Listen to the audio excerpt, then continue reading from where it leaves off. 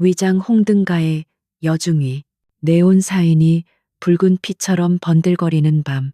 서울의 깊숙한 뒷골목, 습하고 끈적이는 공기 속에 싸구려 향수와 담배 연기, 그리고 낯선 긴장감이 뒤섞여 있었다. 차연수는 벽에 기대어 서 있었다.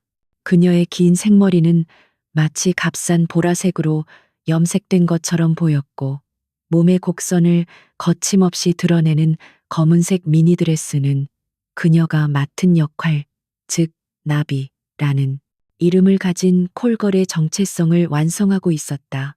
그녀의 눈빛은 무심하고 지루해 보였지만 겉으로 드러나는 육감적인 몸매와는 대조적으로 그 깊은 곳에는 특수부대 장교만이 가질 수 있는 냉철한 관찰력과 강철 같은 의지가 숨겨져 있었다. 그녀의 임무는 명확했다. 인신매매 조직, 특히 18세 미만 소녀들을 노려 바다를 통해 해외로 팔아넘기는 국제적인 범죄 카르텔에 침투하는 것. 상관인 대령은 이 조직의 심장부를 찔러야만 전체 네트워크를 일망타진할 수 있다고 판단했고, 연수는 그 심장부로 가는 가장 더럽고 위험한 통로인 매춘부의 역할을 기꺼이 수락했다. 그녀의 현재 목표는 이 지역 유흥가를 배후에서 관리하며 인신매매 조직에 인력을 공급하는 중간 간부들에게 자신의 존재를 각인시키는 것이었다. 어이 나비, 손님 기다리나. 오늘따라 눈빛이 아주 사납네. 굵고 기름진 목소리가 등 뒤에서 들려왔다. 지역 조폭 흑사파의 행동대장 중 한 명인 김태호였다. 그는 연수의 겉모습을 대놓고 훑어보며 비열하게 웃었다. 연수는 고개를 돌리지 않은 채 입가에 옅은 미소를 지었다. 그녀의 미소는 매혹적이었지만 동시에 마치 날카로운 칼날처럼 차가웠다. 그녀는 이 김태호 같은 잔챙이들을 통해 거대한 조직의 문을 열어야만 했다. 손님은 내가 고르는 거야, 김태호 씨. 당신 같은 사람은 내 취향이 아니거든. 연수의 목소리는 낮고 허스키했지만 분명한 거절의 의미를 담고 있었다. 이 도발적인 말은 김태호의 얇은 인내심을 시험하는 것이었다. 연수는 알고 있었다. 이런 조직원들은 자신들이 통제할 수 없는 여성에게 가장 먼저 폭력적인 반응을 보인다는 것을. 그녀는 바로 그 폭력적인 충돌을 기다리고 있었다. 그들의 폭력이 그녀에게 기회를 줄 터였다. 김태호는 거칠게 숨을 내쉬며 그녀에게 다가섰다. 그의 얼굴에는 모멸감과 분노가 뒤섞여 있었다. 이 계집애가 요즘 좀 뜬다고 아주 건방지게 구네. 너 같은 쓰레기는 내 돈이면 언제든 무릎 꿇고 기어와야 하는 거 아니야. 그가 그녀의 팔목을 억세게 움켜쥐었다. 군에서 수많은 격투 훈련을 통해 단련된 연수의 손목은 그 악력에도 꿈쩍하지 않았지만 그녀는 연기하고 있었다. 미세하게 얼굴을 찡그리며 고통을 표현하는 연기. 그 순간 연수는 찰나의 기회를 포착했다. 저 멀리 골목 끝에서 항상 이 지역을 주시하는 감시 차량 한 대가 희미한 빛을 발하고 있었다. 그 차량은 단순한 경찰 순찰차가 아니라 인신매매 조직과 연계된 부패한 고위 간부의 사주를 받은 비밀 감시팀이었다. 그녀는 이들을 목격자로 만들어야 했다. 김태호의 손이 그녀의 뺨을 때리기 위해 들어 올려지는 순간 연수는 마치 겁에 질린 것처럼 몸을 움츠렸다. 놔, 이거 안 놔. 내가 누구랑 얘기했는지 알아. 나한테 함부로 했다간 너희 조직 자체가 위험해질 거야. 연수는 실제보다 훨씬 더 과장된 비명을 질렀다. 이 비명은 주변의 시선을 끌었을 뿐만 아니라 그녀가 보호받는 인물이라는 인상을 심어주기 위한 전략적인 대사였다. 김태호는 순간 당황했지만 이미 이성을 잃은 상태였다. 그는 연수를 거친 힘으로 벽에 밀쳐붙였다. 개소리 마. 오늘 내가 너를 아주 확실하게 교육시켜 줄게. 김태호가 주먹을 휘둘렀다. 바로 이 순간이었다. 연수의 눈빛이 0.1초 만에 냉철한 사냥꾼의 그것으로 변했다. 그녀는 김태호의 주먹을 간발의 차로 피하며 그의 팔꿈치 관절을 역으로 잡아 비틀었다. 우드득하는 소리와 함께 김태호는 고통스러운 비명을 지르며 땅바닥에 무릎을 꿇었다. 연수는 고통을 호소하는 매춘부에서 순식간에 노련한 특수 요원으로 변모했다. 하지만 그녀는 여기서 멈추지 않았다. 나머지 흑사 조직원 대여섯 명이 달려들기 시작했다. 연수는 이미 계획을 세워두었다. 그녀는 그들을 제압해야 하지만 너무 완벽하게 제압해서는 안 되었다. 그녀의 목표는 뛰어난 싸움꾼이지만 통제가 불가능하고 위험한 여자라는 이미지를 만드는 것이었다. 달려드는 두 명의 조직원을 상대로 그녀는 빠르고 효율적인 기술을 사용했다. 한 명의 턱을 팔꿈치로 가격하고 다른 한 명의 무릎 관절을 발로 걷어차 쓰러뜨렸다. 연수의 움직임은 군더더기가 없었다. 마치 한 폭의 춤사위처럼 유연하면서도 타격 하나하나에는 엄청난 파괴력이 실려 있었다. 그녀는 짧은 치마와 하이힐이 주는 제약을 전혀 느끼지 못하는 듯했다. 그녀의 몸은 수년간의 훈련을 통해 어떤 상황에서도 최적의 효율을 낼 수 있도록 조정되어 있었다. 그녀는 마지막으로 남은 조직원 하나를 발로 걷어차 도로 위에 쓰러뜨린 후 김태호의 귀에 아주 작게 속삭였다. 다음에 나를 건드릴 땐 내 목숨을 걸어야 할 거야. 나는 네가 생각하는 그런 나비가 아니거든. 그녀의 목소리는 위협적이었고 김태호는 공포에 질린 눈으로 그녀를 올려다보았다. 연수는 재빨리 숨을 고르고는 다시 매춘부의 표정을 지었다. 공포와 분노 그리고 당돌함이 뒤섞인 표정. 그녀는 바닥에 떨어진 자신의 작은 핸드백을 주워들고는 피투성이가 된 조폭들을 뒤로 한 채 골목 깊은 곳으로 사라졌다. 이 충돌은 계획된 것이었고 예상대로 결과를 낳았다. 골목 끝 감시 차량에 앉아 있던 두 남자는 이 상황을 고스란히 녹화했다. 그들은 연수의 아름다운 외모 뒤에 숨겨진 잔혹함과 대담함에 깊은 인상을 받았다. 조직의 보스들이 원하는 것은 단순히 순종적인 인형이 아니었다. 그들은 때때로 위험하고 통제하기 어렵지만 압도적인 매력과 싸움 실력을 갖춘 고급 인력을 원했다. 연수는 이제 그들의 레이더망에 포착된 것이다. 대령은 이 정보를 보고받고 만족스러운 미소를 지었다. 연수의 과감한 행동이 조직의 문을 더 빨리 열어줄 것이 분명했다. 그들은 이제 연수를 조직 깊은 곳으로 끌어들일 것이다. 이는 임무의 1단계 침투를 위한 주목이 성공적으로 완료되었음을 의미했다. 하지만 대령은 알고 있었다. 진짜 위험은 이제부터 시작이라는 것을. 연수는 이제부터 조직 내에서 자신의 위치를 확고히 하기 위해 더욱 대담하고 위험한 행동을 해야만 했다. 연수가 어둠 속에 숨겨진 안전 가옥으로 돌아왔을 때 그녀는 곧바로 위장 장치를 제거했다. 가짜 문신 가발 그리고 자극적인 화장을 지워낸 후 그녀의 모습은 다시 냉철하고 지적인 군 장교의 모습으로 돌아왔다. 그녀는 거울 속에 비친 자신의 모습을 잠시 응시했다. 나비로서의 자신과 차연수 중위로서의 자신.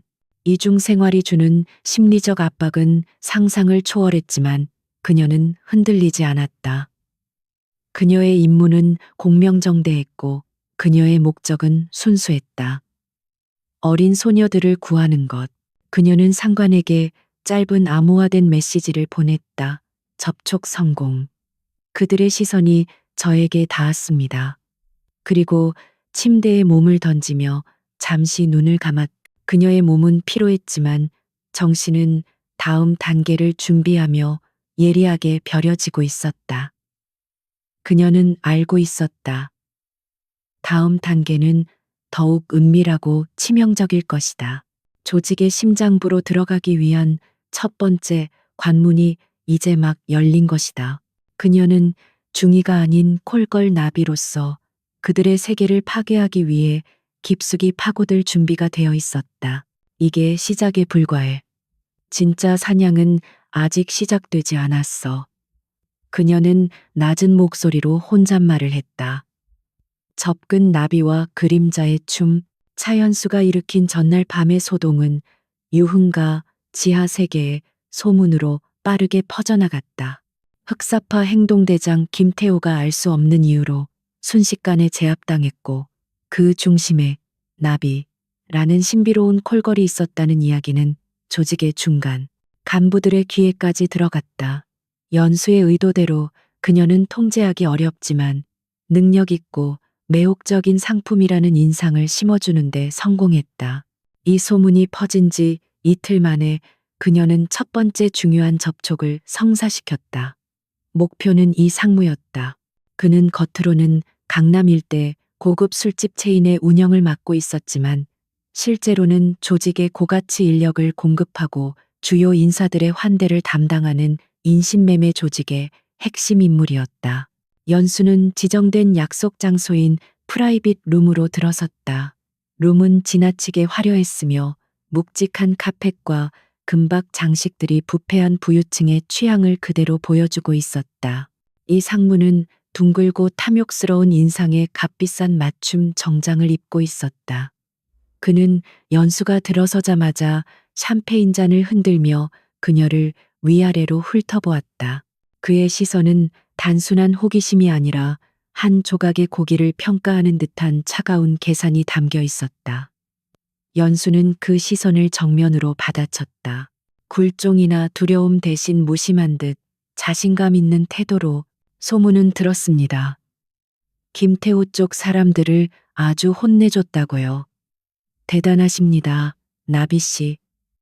생각보다 깡이 있으시네. 이 상무가 낄낄거리며 말했다. 그의 웃음소리는 듣는 사람의 신경을 거슬리게 만들었다. 연수는 천천히 소파에 앉았다. 그녀의 모든 움직임은 계산된 유연함과 육감적인 매력을 발산하고 있었지만 그녀의 내면은 이미 격투 직전의 군인처럼 경계태세를 갖추고 있었다. 이 상무는 그녀를 테스트하고 있는 중이었다. 깡이 아니라 그저 제 영역을 침범한 것에 대한 대가입니다. 제 가치는 아무나 건드릴 수 있을 만큼 싸구려가 아니니까요. 연수의 목소리는 낮고 단호했다. 그녀는 그에게서 시선을 떼지 않고 샴페인 잔을 들었다. 이 상무는 잠시 놀란 표정을 지었지만 이내 만족스러운 미소를 지었다. 그는 통제되지 않는 야생마를 길들이는 것에 흥미를 느끼는 유형의 인간이었다. 바로 이 점이 연수가 그에게 접근할 수 있는 교두보였다. 좋아요. 아주 마음에 듭니다. 보통의 여자들은 제 앞에 오면 다리가 후들거려서 말을 제대로 잇지도 못하는데 이 상무는 테이블 위에 작은 금속 케이스를 열어 연수에게 내밀었다. 안에는 최신 스마트폰처럼 보였지만 조직 내부 통신용으로 개조된 것으로 추정되는 장치가 들어 있었다. 앞으로는 이걸로 연락하세요. 당신에게 더 좋은 기회를 줄 수 있는 분들이 당신을 보고 싶어 하십니다. 이것이 바로 연수가 원하던 것이었다. 외부와 단절된 조직의 통신망에 접속하는 것. 그녀는 자연스럽게 장치를 받아들며 눈빛으로 감사를 표했다. 하지만 그녀는 단순한 수행원으로 만족할 수 없었다. 그녀는 이 상무의 신뢰를 얻어 조직의 더 깊은 기밀을 캐내야 했다. 기회요. 저에게 기회를 주신다면 저는 그분들에게 그 이상의 가치를 돌려드릴 수 있습니다. 저는 그저 술이나 따르는 여자가 아닙니다. 후훗. 알겠습니다. 당신의 배짱이 마음에 드니 한 가지 테스트를 해보죠.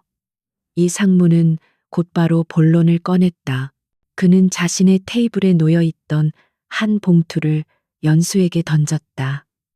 봉투 안에는 고위 정치인의 비리가 담긴 사진과 정보들이 들어 있었다. 이것들을 이용해서 내일 오후 3시까지 저 사람을 확실하게 굴복시키세요. 어떤 방법을 써도 좋습니다. 만약 성공한다면 당신은 그들이 원하는 인력이 될 자격이 있습니다. 이는 단순히 협박 임무가 아니었다. 조직이 연수의 처리 능력, 즉 그녀의 전략적 사고와 대담함을 평가하는 시험이었다. 연수는 봉투 속 자료들을 훑어보았다. 사진들 속에는 정치인이 저지른 부패와 관련된 결정적인 증거들이 담겨 있었다. 그녀는 특수훈련을 통해 이미 이러한 종류의 심리전과 정보 조작 기술에 숙달되어 있었다. 그녀에게는 이 임무가 식은 죽 먹기나 다름없었다. 그녀는 오히려 이 임무를 통해 자신의 능력을 과시하고 조직 내 입지를 빠르게 구축하고자 했다. 다음 날 오후 연수는 완벽한 계획을 실행했다. 그녀는 정치인의 약점을 파고드는 정교한 심리전을 펼쳤다. 단순한 협박 대신 그녀는 매혹적인 외모와 함께 냉철한 논리와 상황 분석 능력을 사용하여 그가 거부할 수 없는 딜을 제시했다. 결과는 성공적이었다. 정치인은 이 상무의 요구를 완전히 수용할 수밖에 없었고, 연수는 이 임무를 통해 조직 내에서 그녀의 가치를 단순한 몸매 이상의 전략적 자산으로 격상시키는데 성공했다. 그녀는 임무 보고를 위해 이 상무와 다시 만났다.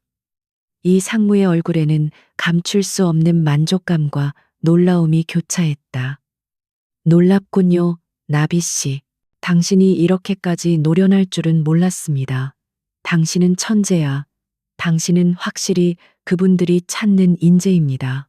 이 상무는 완전히 연수에게 매료된 듯 보였다. 그의 경계심은 허물어졌고 그는 자만심에 빠져 연수에게 조직의 민감한 정보를 흘리기 시작했다. 그들이 주로 노리는 대상은 사회적으로 취약한 위치에 있는 미성년 여성들이었다. 주로 가출 청소년이나 부모의 보살핌을 받지 못하는 아이들. 그들은 이들을 육상에서 모집한 후 수도권 외곽의 안전 가옥을 거쳐 최종적으로 선박을 이용해 해외의 부유층이나 범죄 조직에 팔아넘긴다는 사실을 연수는 파악했다. 이 상무는 특히 강 회장이라는 인물이 이 모든 것에 배후에 있으며 그는 한국 정치 및 경제계 깊숙이 뿌리내린 거대한 네트워크를 가지고 있다고 자랑하듯 말했다. 이 상무가 자리를 비운 찰나 연수는 빠르게 움직였다. 그녀는 그의 개인 금고를 해킹하여 내부 통신 장치에 저장된 암호화된 데이터들을 특수 장비를 이용해 복사했다. 이 데이터에는 다음 주요 선적 일정이 담겨 있을 가능성이 높았다. 그녀는 복사본을 자신의 암호화된 서버에 전송하는데 30초도 채 걸리지 않았다. 그녀의 훈련은 모든 것을 순간적으로 그리고 흔적 없이 처리하도록 만들어졌다. 연수는 이 상무의 비위를 맞추며 조직의 그림자 속으로 더욱 깊숙이 파고들었다. 이중적인 역할은 그녀의 내면을 잠식하려 했지만 그녀는 목표를 잊지 않았다.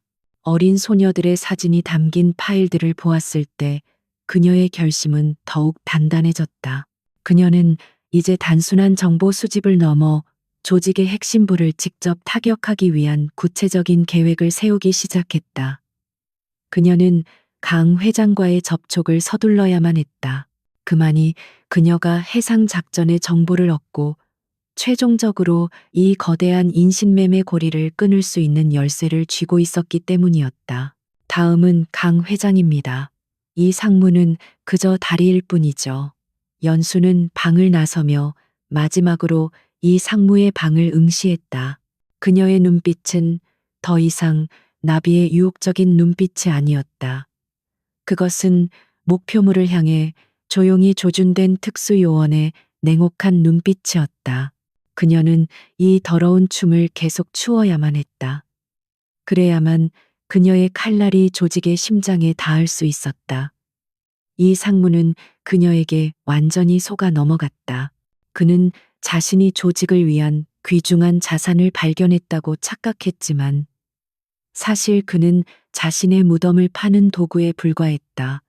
첩보 지하 세계의 설계자들, 차연수가 이 상무에게서 확보한 정보와 조직 내부 통신 장치에서 복사한 데이터는 예상했던 대로 엄청난 가치를 지니고 있었다. 이 상무는 그녀가 단순히 고급 인력을 넘어 잠재적인 파트너가 될 자질이 있다고 믿기 시작했고, 그 신뢰는 곧 조직의 핵심 인물과의 만남으로 이어졌다. 이 만남은 연수의 임무에서 가장 중요한 변곡점이 될 터였다. 이 상무의 말대로 모든 것을 설계하고 배후에서 조종하는 강 회장, 바로 인신매매 카르텔의 정점에 서 있는 인물이었다. 며칠 후 연수는 이 상무의 안내를 받아 서울 외곽의 깊은 산속에 자리 잡은 호화로운 대저택으로 향했다. 이 저택은 겉으로 보기에는 고독한 부호의 은신처처럼 보였지만 사방에 배치된 첨단 감시 장치와 무장 경비원들은 이곳이 단순한 주거지가 아님을 명확히 보여주고 있었다. 연수는 차에서 내리기 전 거울을 보며 마지막으로 자신의 역할을 점검했다. 그녀의 눈빛에는 긴장감 대신 목표물을 향해 돌진하는 포식자의 냉철함이 자리 잡고 있었다. 강 회장은 저택의 메인홀에서 연수를 맞이했다. 그는 육중한 체구의 희끗희끗한 머리를 깔끔하게 빗어 넘겼으며 겉으로 보기에는 성공한 기업가의 전형이었다. 하지만 그의 눈빛은 뱀처럼 차가웠고 연수를 대하는 태도에는 세상의 모든 것을 돈으로 살 수 있다고 믿는 오만함이 깊게 배어 있었다. 그는 자신의 권력과 지위를 이용하여 어린 소녀들의 삶을 무참히 짓밟아온 사악한 설계자였다. 연수는 그 순간 깊은 혐오감을 느꼈지만 감정을 완벽히 숨긴 채 우아하게 그에게 다가섰다. 이 친구가 바로 요즘 이 상무가 입이 마르도록 칭찬하는 나비로군. 실제로 보니 소문보다 더 매력적이네요. 듣자 하니 단순한 미모뿐만 아니라 머리까지 좋다던데. 내 사업을 돕기 위해 온 건가? 강 회장의 목소리는 낮고 위협적이었다. 연수는 부드러운 미소를 지었지만 그녀의 말은 한치의 오차도 없었다. 회장님, 저는 단순한 매력으로 여기까지 오지 않았습니다. 저는 어떤 상황에서도 최고의 결과물을 만들어낼 수 있는 능력으로 인정받고 싶습니다. 저는 이 사업의 단순한 조각이 아니라 핵심이 되고 싶습니다. 이 대담한 발언은 강 회장에게 깊은 인상을 남겼다. 그는 잠시 침묵하더니 거친 웃음을 터뜨렸다. 좋아, 배포가 있군. 내가 가장 좋아하는 자질이지.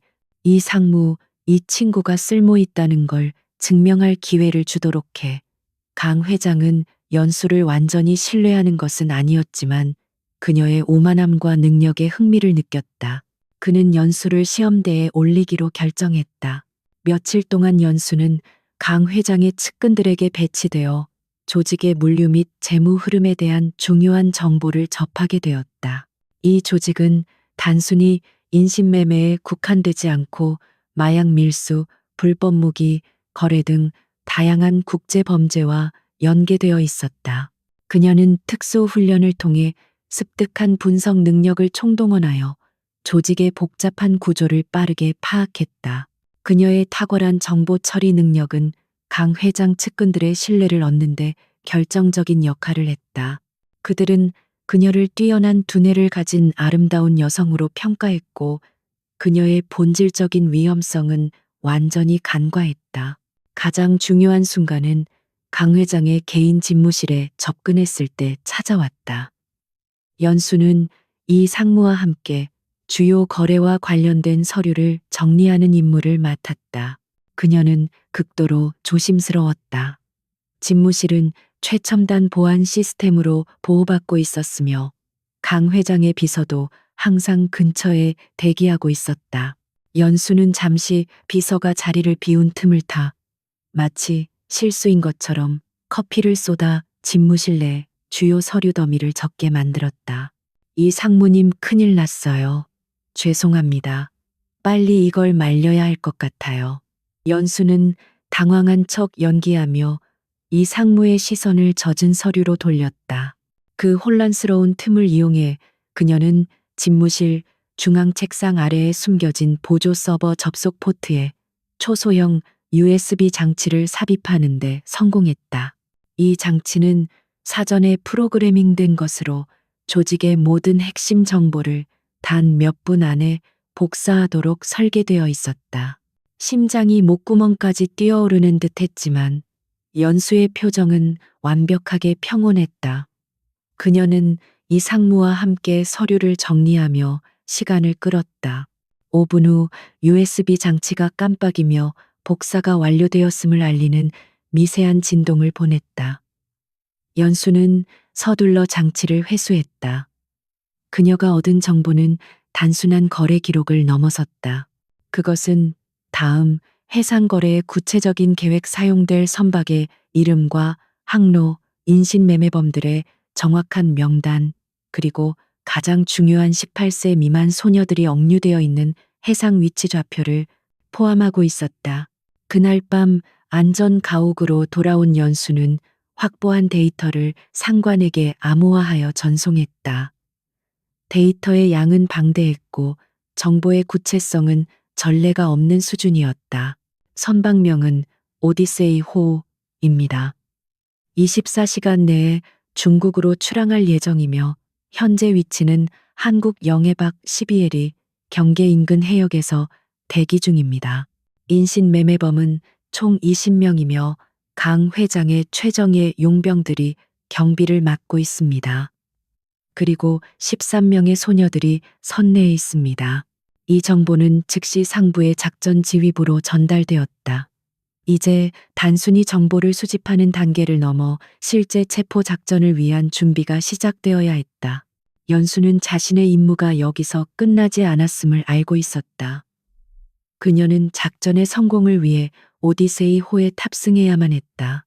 외부에서의 공격만으로는 소녀들의 안전을 보장할 수 없었고 선내의 정확한 정보를 실시간으로 제공할 내부자가 필요했기 때문이었다. 다음 날 아침 강 회장은 연수를 따로 불렀다. 나비 자네 덕분에 이번 거래가 순조롭게 진행될 것 같네. 자네의 능력은 정말 탐나는군. 그래서 자네에게 특별한 임무를 주려고 해. 이번 해상 거래에 동행해서 내 측근들과 함께 상황을 관리하게. 자네의 임무는 나의 귀와 눈이 되어주는 것일세. 연수는 속으로 승리의 미소를 지었다. 이것이 그녀가 원하던 최종 목표였다. 그녀는 강 회장의 제안을 수락하며 그에게 완벽하게 충성하는 부하의 모습을 연기했다. 그녀는 이제 조직의 심장부로 들어가는 마지막 관문을 통과했다. 하지만 그녀는 알고 있었다. 이 배에 탑승하는 것은 곧 자신이 가장 취약한 상황에 놓이는 것을 의미했다. 그녀의 정체가 발각되는 순간 그녀는 물론 소녀들의 목숨까지도 위태로워질 수 있었다. 그녀의 역할은 이제 단순한 첩보원이 아니라 선내에서 모든 상황을 통제하고 작전이 시작될 때까지 버텨야 하는 인질이자 천병이었다. 위기 정체 노출의 그림자, 차연수가 강 회장의 신임을 얻고 오디세이 호에 탑승할 임무를 부여받은 것은 성공적인 침투를 의미했지만 동시에 그녀가 가장 큰 위험에 노출되었음을 뜻했다. 조직의 심장부에 가까워질수록 그녀의 완벽한 위장은 균열을 드러내기 시작했다. 강 회장의 조직에는 송이사라는 인물이 있었다. 그는 조직의 보안과 대외 위험 관리를 전담하는 인물로 전직 국정원 요원 출신이었기에 일반적인 조폭들과는 차원이 다른 예리함과 분석력을 지니고 있었다. 송 이사는 나비의 등장에 처음부터 의문을 품었다.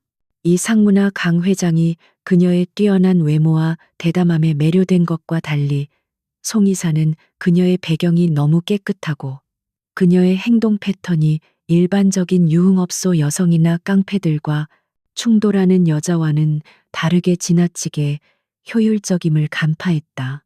특히 그녀가 김태호 패거리를 제압했을 때의 움직임은 정규 훈련을 받은 특수요원의 그것과 매우 유사했다.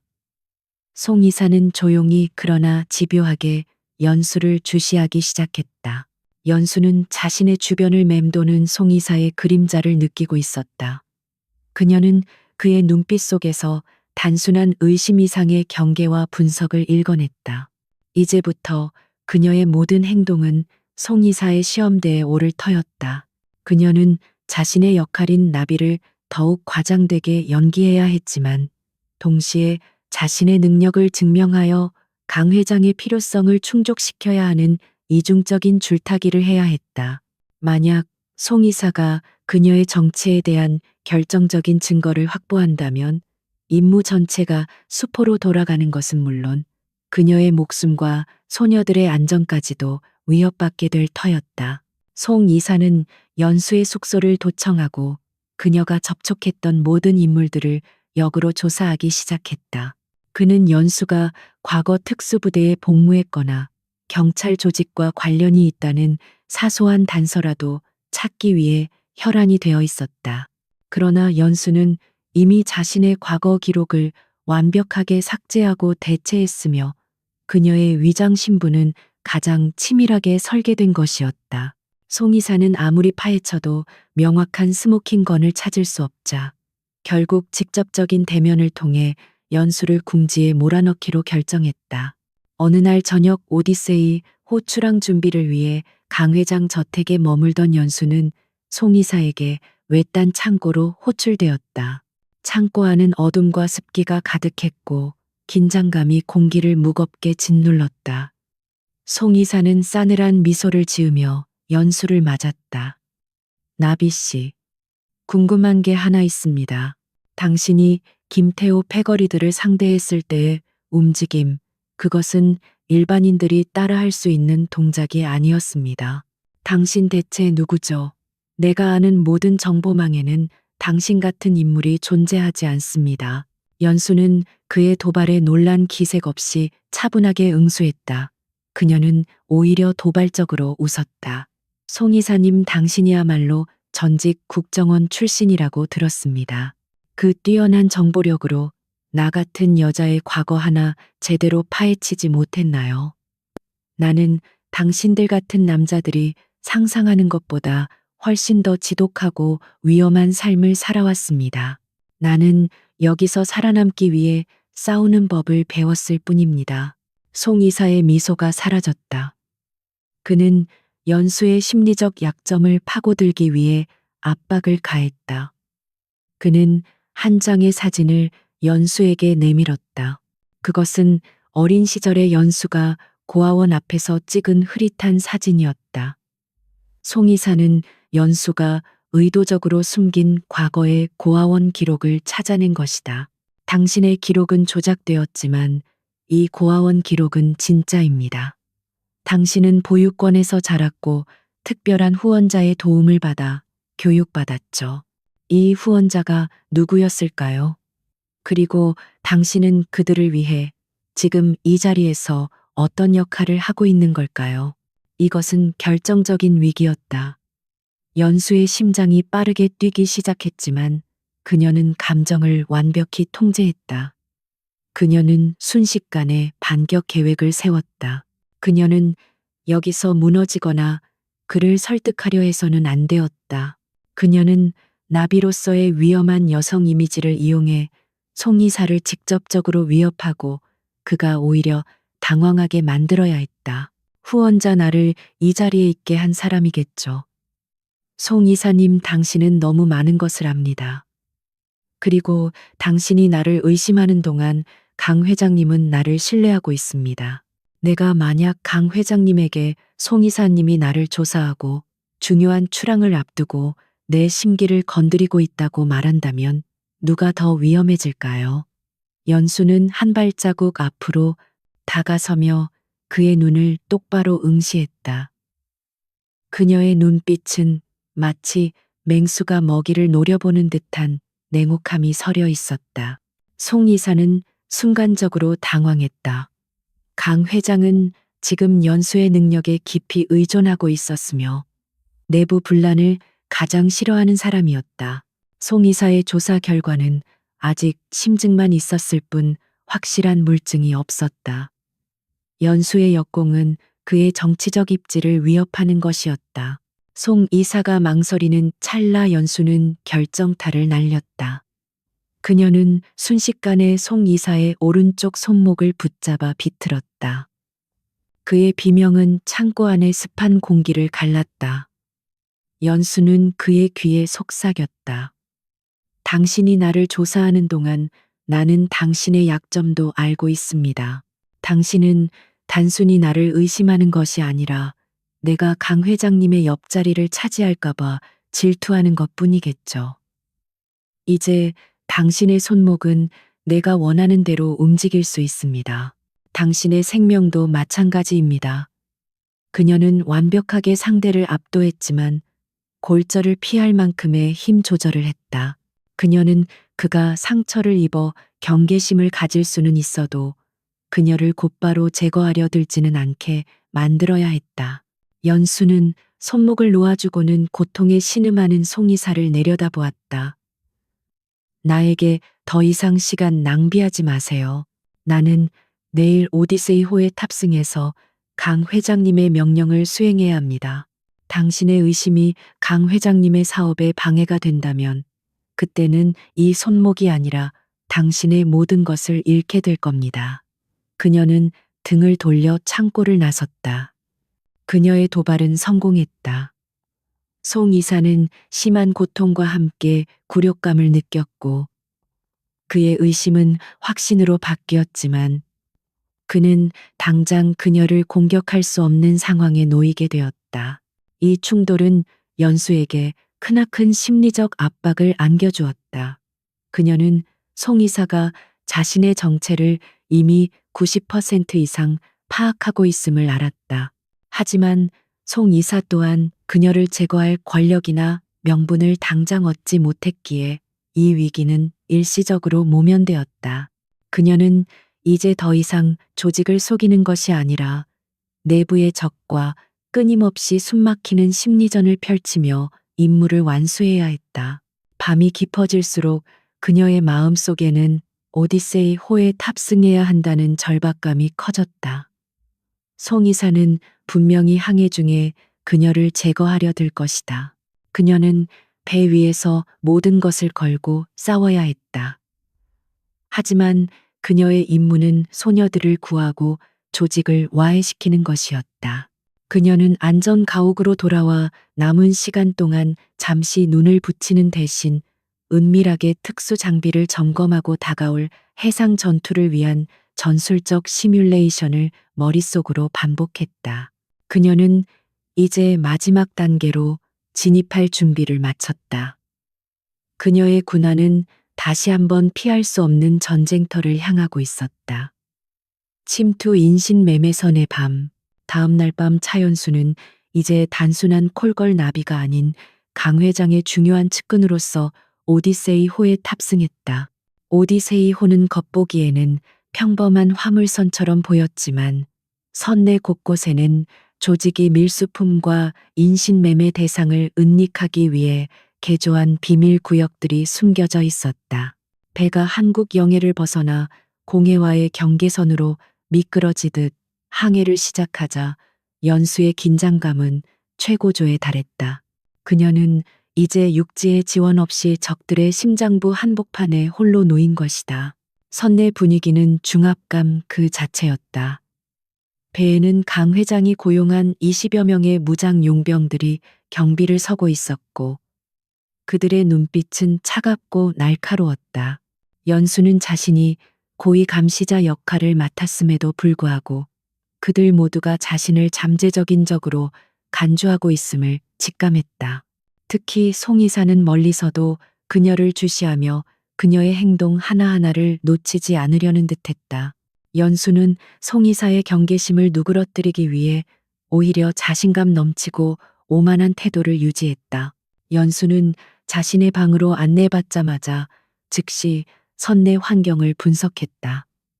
방은 좁았지만 조직의 중요 인사를 위한 최소한의 안락함이 제공되었다. 그녀는 가장 먼저 비밀 통신 장비를 작동시켜 상관에게 자신의 탑승 완료와 배의 현재 좌표를 전송했다. 이 짧은 순간의 통신은 그녀의 생명줄이자 외부 작전팀과의 유일한 연결고리였다. 그녀는 장치를 철저하게 숨겼다. 배에 오른 후 그녀의 첫 번째 목표는 소녀들의 위치를 확인하고 그들의 안전을 확보하는 것이었다. 강 회장의 부하들은 소녀들을 화물로 취급하며 선박의 가장 깊숙한 아래층 개조된 냉동 창고에 감금해 두었다. 이 장소는 접근이 매우 어려웠고 항상 2명 이상의 용병이 감시하고 있었다. 연수는 선박 운영 현황 점검이라는 강 회장의 임무를 구실로 삼아 감금 구역 주변을 탐색하기 시작했다. 그녀는 복잡하고 어두운 통로를 지나 냉동 창고 근처에 도달했다. 쇠창살 안쪽에서 들려오는 희미한 흐느낌과 두려움에 찬 작은 목소리들은 그녀의 군인 정신을 더욱 확고하게 만들었다. 그녀는 이들을 반드시 구출해야 했다. 감시 용병들이 잠시 교대하는 틈을 타 연수는 복도에 설치된 감시 카메라를 재빨리 무력화시키고 문틈으로 작은 메모지를 안으로 밀어 넣었다. 메모지에는 오직 3단어만 적혀 있었다. 구조대, 곧 도착. 이 짧은 메시지는 소녀들에게 절망 속 작은 희망의 불빛을 전달하기 위함이었다. 그날 밤 송 이사는 연수를 저녁 식사에 초대했다.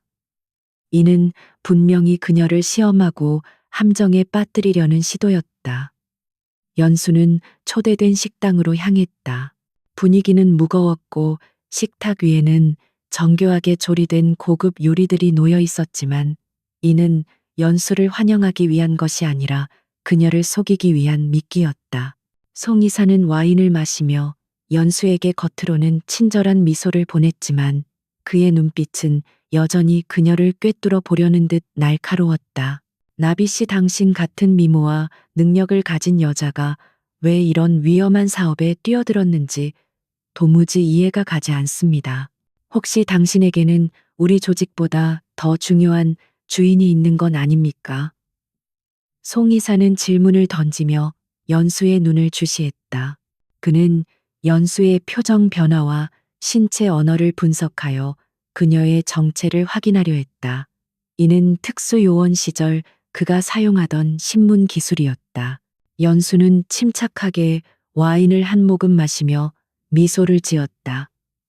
송 이사님, 당신은 너무 복잡하게 생각합니다. 저는 돈과 권력을 원할 뿐입니다.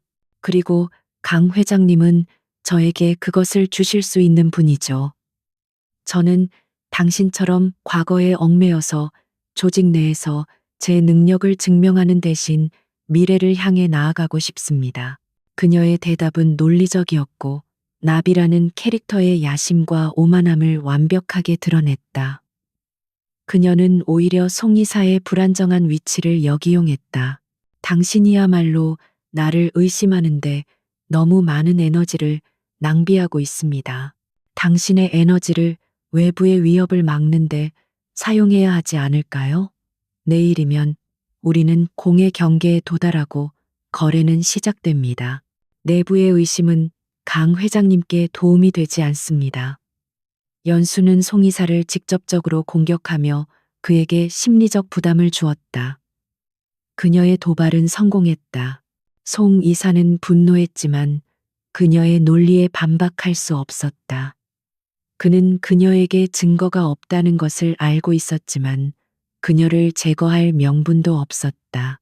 식사 후 연수는 자신의 방으로 돌아와 즉시 최종 작전 계획을 실행에 옮겼다. 이제 더 이상 기다릴 시간이 없었다. 배가 공의 경계에 가까워지자 그녀는 소형 전자기기 무력화 장치를 작동시켜 선박의 통신 및 감시 시스템의 일부를 일시적으로 마비시켰다. 이 틈을 이용해 그녀는 선박의 기관실로 은밀하게 이동했다. 그녀의 목표는 외부 공격팀이 진입할 때 혼란을 극대화하기 위해 선박의 엔진을 부분적으로 무력화시키는 것이었다. 기관실은 뜨겁고 시끄러웠지만 그녀의 움직임은 그림자처럼 민첩했다. 그녀는 사전에 확보한 설계도를 바탕으로 중요 제어 장치에 미세한 손상을 입혔다. 이 손상은 당장 배를 멈추지는 않겠지만 외부 공격이 시작되면 순식간에 배의 속도를 줄여 해경과 특수부대의 접근을 용이하게 만들 터였다. 임무를 마치고 기관실을 빠져나오는 순간 그녀는 복도 끝에서 순찰 중인 용병 한 명과 마주쳤다. 용병은 연수를 발견하고 즉시 경계 태세를 취했다. 너 여기서 뭐 하는 거야? 여긴 관계자. 왜 출입 금지 구역이야? 용병이 소총을 겨누며 소리쳤다. 연수의 심장은 철렁했지만 그녀는 순식간에 콜걸의 연기를 벗어던지고 차가운 특수요원의 모습으로 돌아왔다. 대결은 불가피했다. 그녀는 용병에게 달려들었다. 그녀의 움직임은 번개처럼 빨랐고 격투는 10초도 채 걸리지 않았다. 연수는 그의 목덜미를 정확하게 가격하여 그를 기절시켰지만 상황은 이미 위험했다. 소리가 났고 다른 용병들이 몰려오기 시작했다. 연수는 기절한 용병을 구석에 숨기고 자신의 복장과 머리를 재정돈했다. 그녀는 이제 마지막 접선 지점으로 이동하여 해상 작전이 시작될 때까지 기다려야 했다. 그녀는 무기를 숨겨둔 선실로 돌아가며 숨막히는 긴장감 속에서 낮은 목소리로 말했다. 이제 시작이야. 파도 위에서 모든 것을 끝낸다. 대비 외해 경계의 전술적 배치. 차연수가 오디세이 호의 기관실을 빠져나와 자신의 선실로 돌아왔을 때 그녀는 이미 임무의 절반 이상을 성공적으로 완수한 상태였다. 핵심 정보는 전송되었고 내부 교란 장치는 작동 준비를 마쳤으며 선박의 일부 기능은 약화되었다. 이제 모든 것은 외부에서 그녀를 지원할 팀에 달려 있었다. 그녀는 침대에 엎드려 잠시 눈을 감는 대신 자신의 위장 통신 장치를 이용해 사전에 약속된 암호화 채널로 상관에게 최종 보고를 했다. 한국 본토의 작전 지휘본부에서는 대령이 연수의 보고를 받은 직후 상황실 전체의 긴장감이 감돌았다. 대령은 이 작전의 총책임자였으며 연수의 상사이자 그녀의 비범한 능력을 가장 신뢰하는 인물이었다. 그는 연수가 확보한 정보를 바탕으로 즉시 해군 특수전전단 UDT, CA과 해양경찰 특공대로 구성된 합동 1개 대대 규모의 대테러 부대 전력을 최종 지점에 배치하도록 명령했다. 작전명은 여명밍이었다. 오디세이호는 현재 위도와 경도상 공해 경계선에 접근 중이다. 작전 개시 시간은 새벽 4시 30분 일출 직전이다. 차연수 중위는 선내에서 최대한 소녀들의 안전을 확보하고 교전 시작 1분 전에 내부 교란 장치를 가동한다. 우리 팀의 목표는 인신매매범들을 체포하는 것뿐만 아니라 인명 피해 없이 소녀들을 구출하는 것이다. 대령의 목소리는 단호했고 작전의 중요성을 강조했다. 지휘본부의 대형 화면에는 오디세이 호의 예상 항로와 주변 해역에 은밀하게 접근하는 특수부대 함정 및 헬리콥터의 위치가 실시간으로 표시되었다. 특공대원들은 고속 침투정 RIB에 탑승하여 망망대해를 가로지르고 있었다. 그들은 완벽하게 무장했으며 어둠 속에서도 목표물을 정확히 식별할 수 있는 최첨단 장비를 갖추고 있었다. 이들은 국제 범죄 조직을 소탕하기 위해 국가가 동원할 수 있는 가장 정예화된 병력이었다. 오디세이호 선내 연수는 다가오는 새벽을 기다리고 있었다. 그녀는 미리 준비해둔 작은 수납 공간에서 비상용 특수 칼날과 소형 방어 장치를 꺼내 몸에 은닉했다. 나비의 화려한 드레스 아래에는 이제 노련한 전사의 장비가 숨겨져 있었다. 그녀는 자신의 역할이 단순히 정보를 제공하는 것을 넘어 외부 공격팀을 위한 길을 열어주는 것임을 알고 있었다. 그녀가 선내에서 얼마나 많은 혼란을 야기하느냐에 따라 작전의 성공률이 결정될 터였다. 그녀는 소녀들이 억류된 냉동 창고 구역 주변의 통로를 다시 한번 점검했다. 그녀는 용병들의 순찰 경로와 교대 시간을 분석하고 작전 개시 직전에 사용할 최종 전술을 머릿속으로 시뮬레이션했다. 그녀의 계획은 단순했지만 매우 위험했다. 그녀는 용병들이 가장 경계심을 늦추는 새벽 시간대에 그들의 중앙 통신을 무력화시키고 주요 방어 지점을 선제적으로 제압해야 했다. 갑자기 문을 두드리는 소리가 들렸다. 송 이사였다.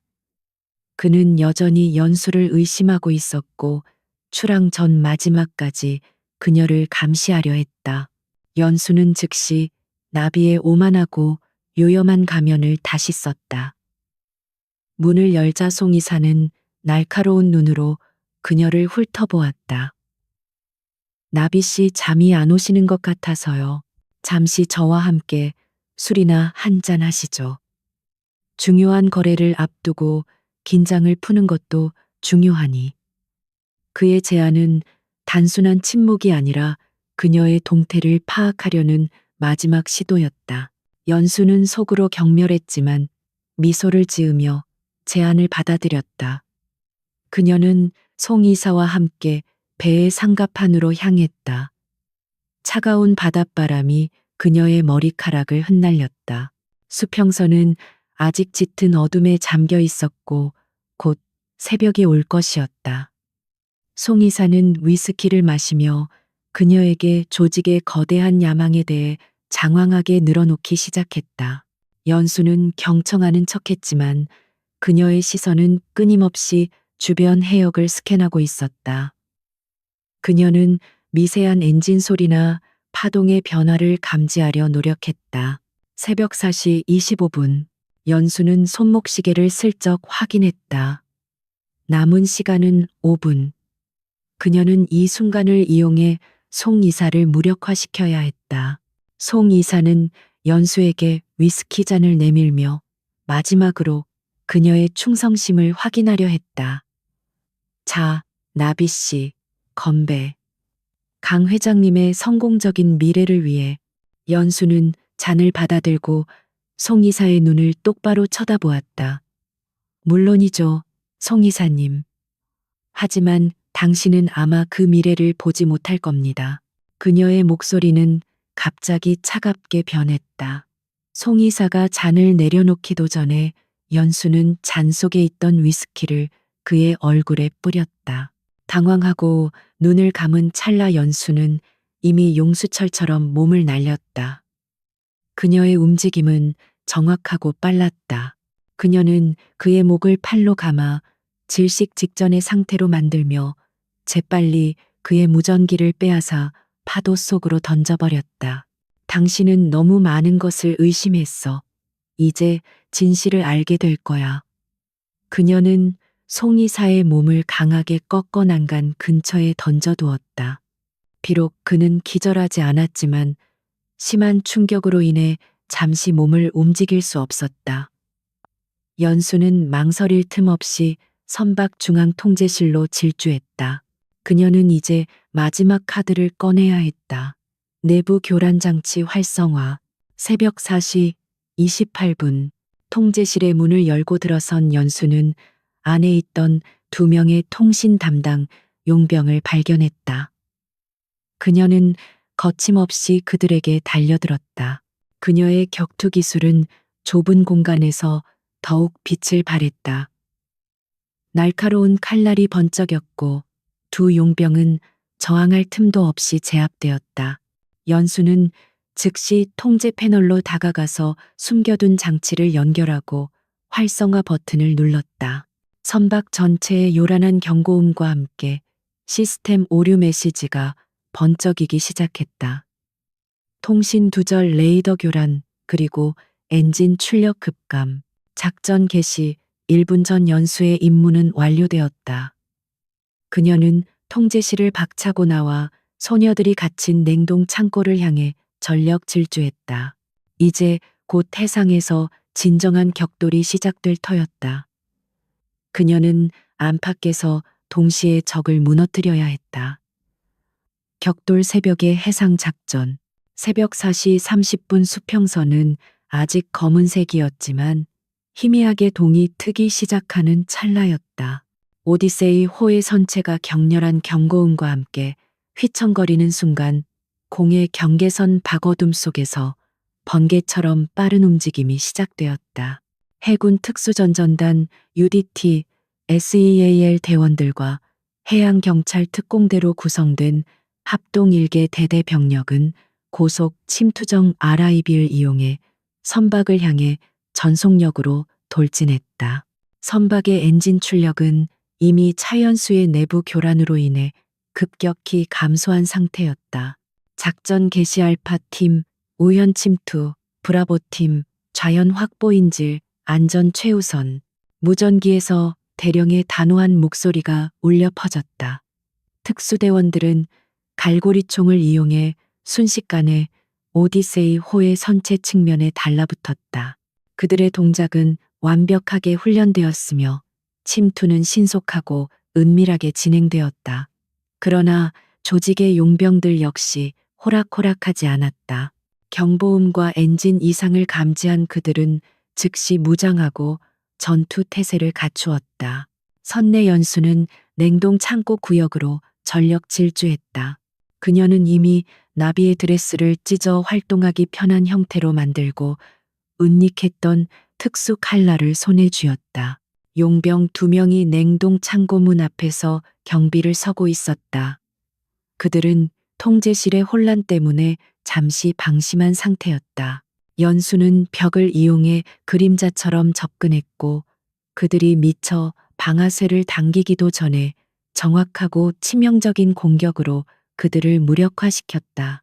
그녀의 동작은 짧고 결정적이었으며 불필요한 소음을 내지 않았다.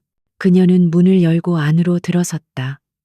창고 안은 차가웠고 어린 소녀들 13명이 공포에 질린 채 웅크리고 있었다. 그들의 눈에는 희망 대신 절망만이 가득했다. 연수는 잠시 망설이지 않고 가장 나이가 많아 보이는 소녀에게 다가가 낮은 목소리로 말했다.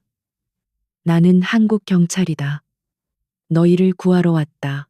조용히 내 말대로만 하면 안전할 것이다. 곧 외부에서 군인들이 올 것이다. 그녀의 확신에 찬 목소리는 소녀들에게 안정을 주었다. 창고 문을 잠근 직후 연수는 복도에서 울리는 격렬한 총성과 고함 소리를 들었다. 교전이 시작된 것이다. 연수는 소녀들에게 절대 문을 열지 말라고 당부한 뒤 자신을 엄호하며 복도로 나섰다.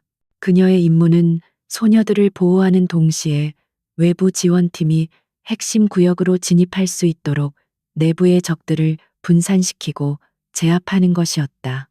그녀가 복도를 따라 이동할 때 2명의 용병이 그녀를 발견하고 자동 소총을 발사했다. 연수는 벽 뒤로 몸을 숨기고는 순식간에 발사된 총알들을 계산했다. 그녀는 그들이 재장전하는 짧은 틈을 이용해 몸을 날렸고 은닉한 소형 섬광탄을 던져 그들의 시야를 마비시켰다. 혼란에 빠진 용병들에게 연수는 그림자처럼 다가섰고 맨손 격투 기술로 그들의 무기를 빼앗아 제압했다. 그녀는 군 장교로서 훈련받은 모든 기술을 총동원했다. 한편 배의 상층부와 갑판에서는 격렬한 총격전이 벌어지고 있었다. UDT, SEAL 대원들은 침투 즉시 선박의 주요 거점을 장악하며 용병들을 압박했다. 선박 전체가 전장으로 변했다.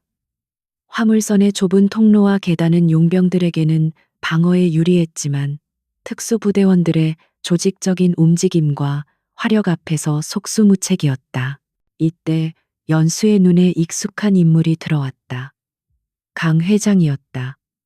그는 경호원들의 호의를 받으며 필사적으로 구조선이 있는 선미 쪽으로 도주하려 하고 있었다. 연수는 강 회장을 놓칠 수 없었다.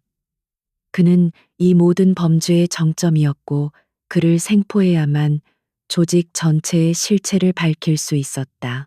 그녀는 지체 없이 강 회장과 경호원들이 있는 구역으로 방향을 틀었다. 그곳에는 송 이사도 있었다. 그는 아까 연수에게 당한 굴욕과 분노로 가득 찬 얼굴이었다. 그는 총을 겨누며 강 회장의 도주를 돕고 있었다. 송 이사는 연수를 발견하자마자 이성을 잃고 소리쳤다. 차연수, 네가 경찰이었을 줄이야. 네가 감히 우리를 배신해. 오늘 여기서 넌 죽는다. 이것은 연수에게 마지막이자 가장 위험한 대결이었다.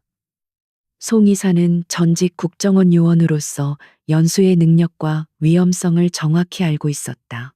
연수는 강 회장을 향해 돌진했지만 송 이사가 그녀의 길을 막아섰다.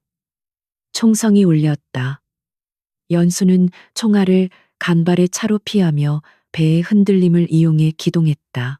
그녀는 주변의 환경을 이용하는데 능숙했다. 강 회장에게 간의 배신에 대한 대가는 지금 여기서 치르게 해주지.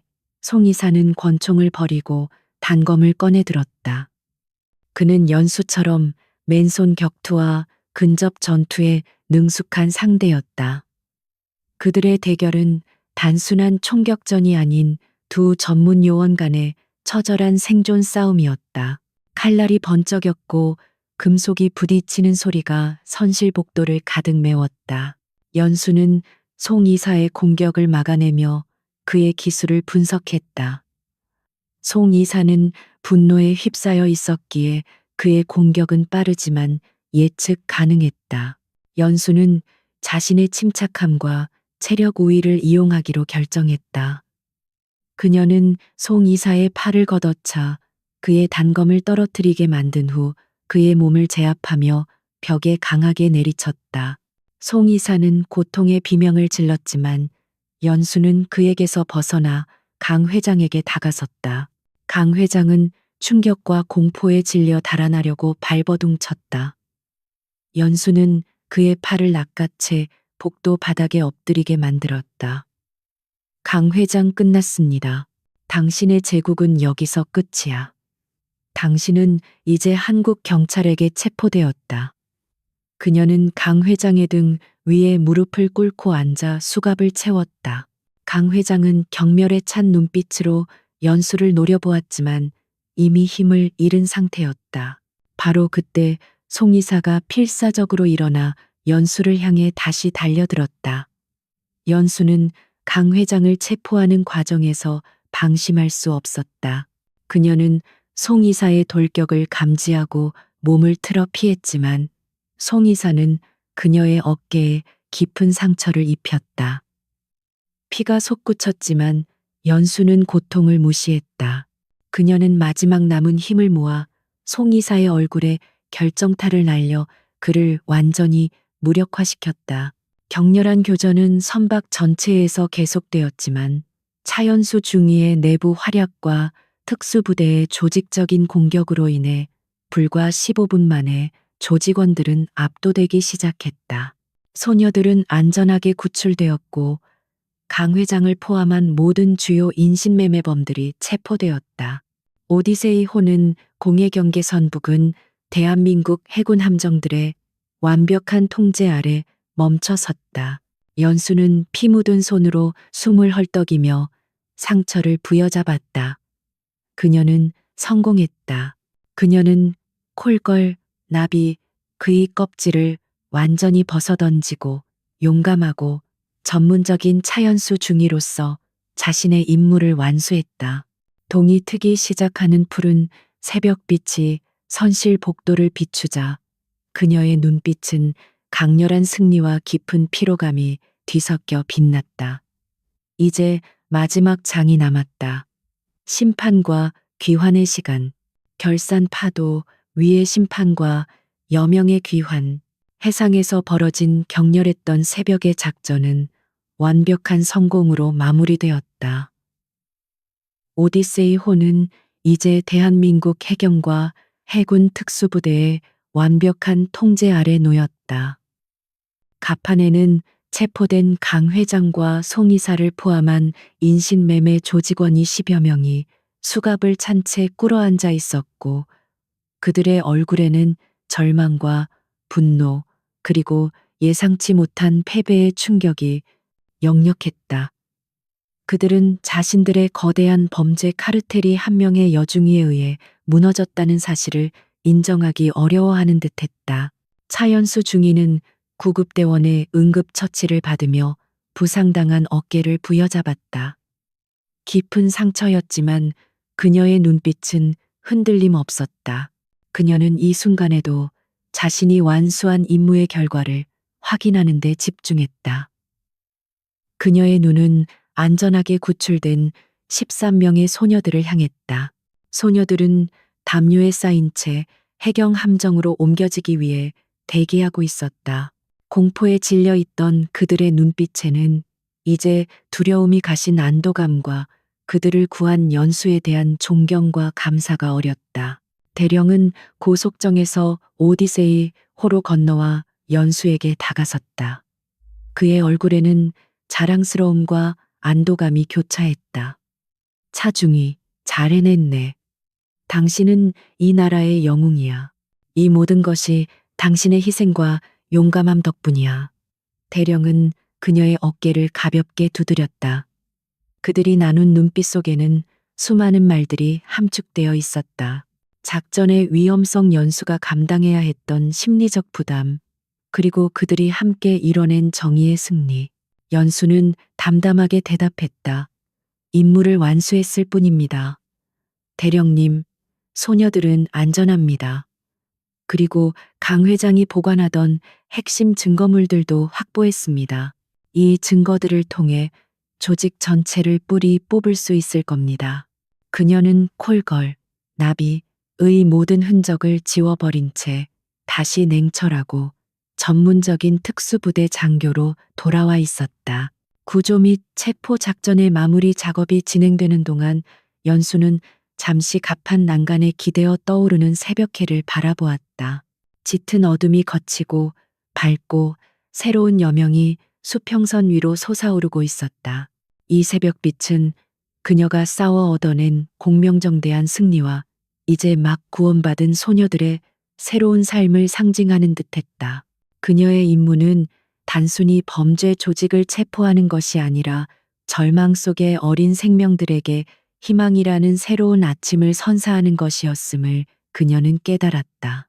강 회장은 연수가 자신의 체포를 지켜보는 것을 눈치채고 증오심 가득한 목소리로 외쳤다. 네가 감히 내가 얼마나 많은 사람들과 연결되어 있는지 알아. 너는 평생 나의 그림자 속에서 살게 될 거야. 그의 협박은 공허한 메아리에 불과했다. 연수는 그에게 대답하지 않았다. 그녀는 이미 그의 권력과 오만함이 파도 위에서 심판받는 것을 목격했기 때문이다. 그녀가 확보한 증거들은 강 회장의 정치 경제계 네트워크를 모조리 무너뜨릴 힘을 가지고 있었다. 이 사건의 여파는 엄청났다.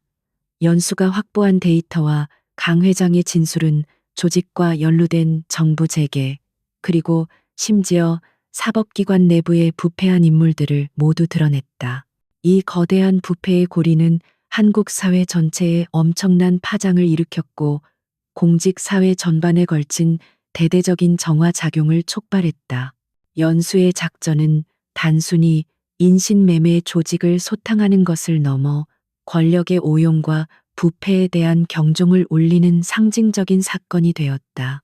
며칠 후 연수는 병실에서 회복을 마친 후 상관인 대령으로부터 공식적인 보고를 받았다. 그녀는 1등 공신으로서 최고의 표창과 함께 특별 승진이 예정되었다. 하지만 그녀의 가장 큰 보상은 심리적인 평안이었다. 그녀는 콜걸나비라는 이중적인 삶 속에서 겪었던 정신적 고통과 위험을 극복하고 자신의 도덕적 나침반을 지켜냈다는 사실에 깊은 만족감을 느꼈다. 그녀는 다시 제복을 입고 특수부대 중위의 모습으로 돌아왔다. 그녀의 눈빛은 여전히 날카롭고 강렬했지만 이제는 이전보다 더 깊은 인간적인 공감과 연민의 빛을 담고 있었다. 그녀는 알았다. 강한 힘은 정의를 수호하고 약자를 보호하는 데 사용되어야 한다는 것을. 그녀의 경험은 그녀를 더욱 강하고 현명한 리더로 만들었다.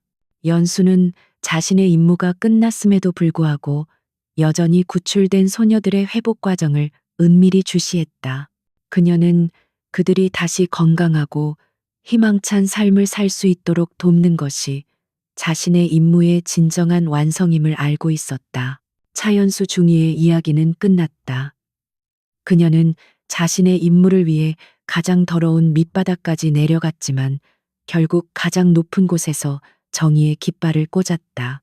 그녀는 겉모습으로 사람을 평가하는 모든 이들의 오만을 분쇄했고 진정한 힘은 외모나 지위가 아닌 강철 같은 의지와 굳건한 신념에서 비롯된다는 것을 증명했다. 그녀의 앞날에는 새로운 도전들이 기다리고 있겠지만 그녀는 이미 이 파도 위에서 가장 혹독하고 중요한 시험을 통과한 상태였다. 그녀는 이제 더 이상 그림자 속에 숨어 지낼 필요가 없었다. 그녀는 여명과 함께 귀환한 전설적인 영웅이었다.